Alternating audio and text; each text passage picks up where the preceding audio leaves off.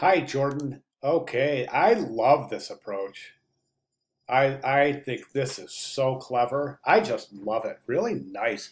I've got several comments, so let's get started. Let me pull these apart. Whoops. I just want to get everything in the window as needed.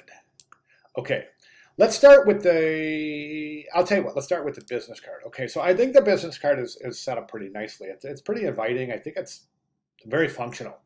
Um, One thing I would recommend is trying to frame a business card like this is a production nightmare. And it's highly recommended that you don't try to do that. And the reason being is that if these aren't trimmed perfectly, you're going to get uneven borders. And it's quite often, print shop trimmers are not as accurate as one might think. Okay, if the blade gets dull, the cut gets a little bit off, and next thing you know, you have uneven borders on your business card. For that reason, I don't recommend a frame on your business card. I think that the logo looks good and your contact information. So when we take a look at the business card, we want the following elements. You want your name and your logo, which you have, right? Then you want your address. Your mailing address is optional but recommended. And then you have your telephone, fax, and or cell phone, which you have. You have your email address. I don't see that there. You definitely want your email address on there.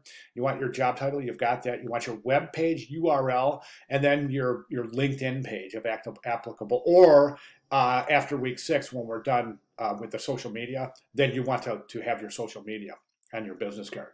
Okay. I want to talk about this blue bar at the bottom of the so you'll have to reconfigure this to add all of the required information for the business card. Okay, now let's go ahead and jump over to the letterhead while we're on the business card. The first thing I'm going to do with the letterhead is I'm going to reduce the size, and we're going to look at it next to the business card and tell me what you see here. And to do that, we'll have to do this. Okay, so what do you see? I see two things that point to inconsistency. The business card has a big black frame around it. The letterhead doesn't.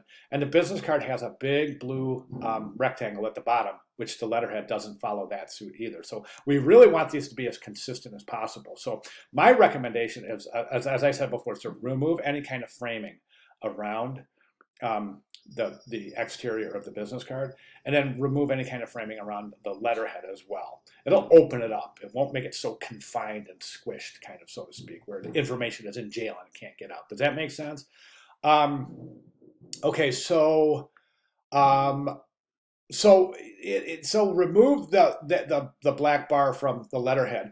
Now, what I would recommend doing is this. Now, since you have your logo centered in the business card, go ahead and center your logo on the letterhead. Then we'll follow suit here by adding a blue bar at the bottom of the footer area in the letterhead, and then constructing your contact information as such. This will give a very high degree of consistency in comparison between the letterhead and the business card. Okay, letterhead information, logo, name, address, return address, definitely, telephone, fax, and or cell, email, and web URL, and then, of course, your social media, if applicable. Okay, now let's get to the leave behind piece. I think this is so clever. I just love it. And I think that adding the recipe cards is just really, I love it. I love it. So you have this little card. Again, we have these frames. You have these frames, and again, that is going to be a production problem because you're framing an individual document, which again, if the trimmer mistrims these at all, you're going to have uneven borders. As I would say that the risk of having uneven borders outweighs the benefit of having any borders. Therefore, I don't recommend any borders at all.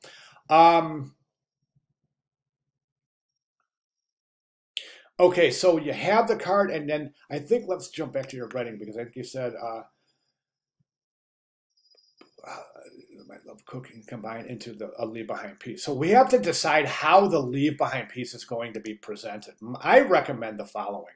So right now you've got this. I think it's clever to burn the logo in there, but this contact information on the spoon, I don't recommend that. What I would recommend doing as opposed to this is I would do this. I would take the 3 spoons and I would wrap them with the ribbon you said, and then I would create a tag, like a hang tag.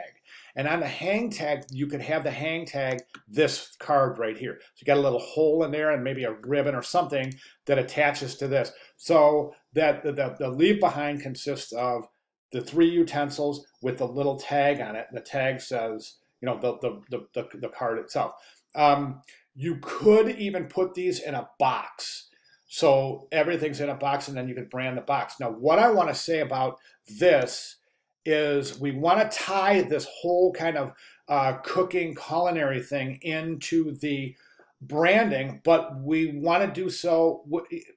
It seems like right now it's just kind of a random choice. Okay, so here's a recipe for chocolate chip cookies, and here's some baking utensils. Right? What do they have to do with graphic design? What do they have to do with Jordan's attempt to get a job with a specific employer? So what I recommend is this, is on the little tag, the hang card that you attach to the ribbon or however you decide to bound these 3 things together, I would say that on that card itself, put a headline, something like, now we're cooking with great design, or something like that. Right? And that's just an example. You're free to use it if you want, but something to kind of tie in cooking or baking with your attempts at branding, or I shouldn't say your attempts, with your branding strategy. Okay? You'll bake up some great new design ideas by hiring the right employee or the right designer for the job, or something like that. You see what I'm saying? So allude bake, or integrate bake into your branding. Okay, so again, you're more than welcome to use that as just an example. I'm throwing off the top of my head. Think about it, and I think it'll make a really good sense to you. All right, so at this point, let me know. We have to wrap this up quite soon here, Jordan. So if you want to make any necessary changes and resubmit here, I'll be glad to make additional comments. But I would like to see those changes implemented to your final solution for the branding package, which is due quickly, coming up here next week already, I know, right? Okay, Jordan, fantastic. If you have any questions at all, please let me know. Thanks.